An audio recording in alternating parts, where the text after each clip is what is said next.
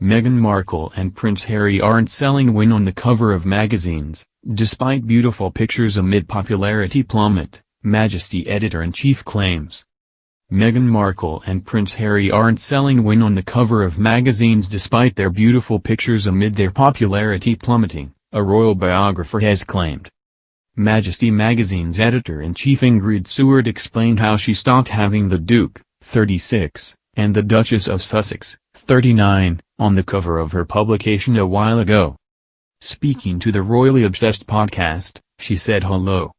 Magazine told her the same thing and suggested the couple, who now live in the US with their son Archie, 1, has seen their admiration decrease after deserting the British public. She added that Prince Harry still seemed to be living off his name and appeared to be taking advantage of being a royal without putting in the hard work. "We stopped having Harry and Meghan on the cover a while ago," Seward said. "It just wasn't selling, the magazine wasn't selling when they were on the cover." Hello. Magazine actually told me the same thing. Obviously there are some beautiful pictures of them. She added, "I would like to have them on the cover but it just doesn't seem to work. I find that weird and interesting."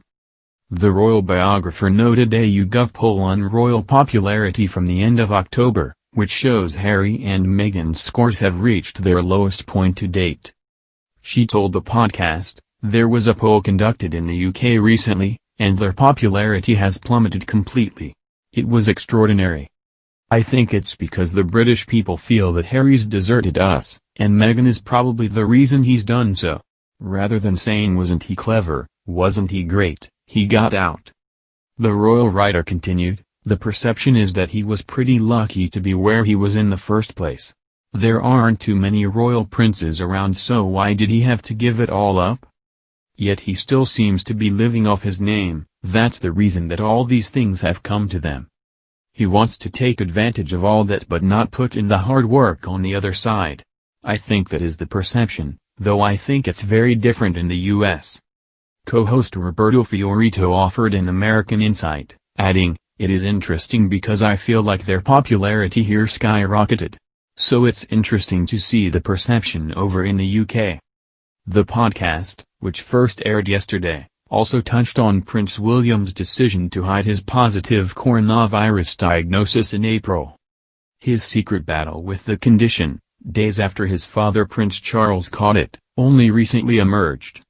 Co-host Rachel Bowie suggested the Duke of Cambridge, 38, should have shared his diagnosis to encourage young people to take the illness more seriously.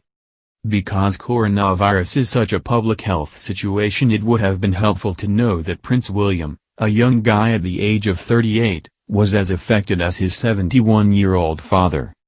It would have helped people take it all more seriously at the outset to know that it isn't just an old person's disease.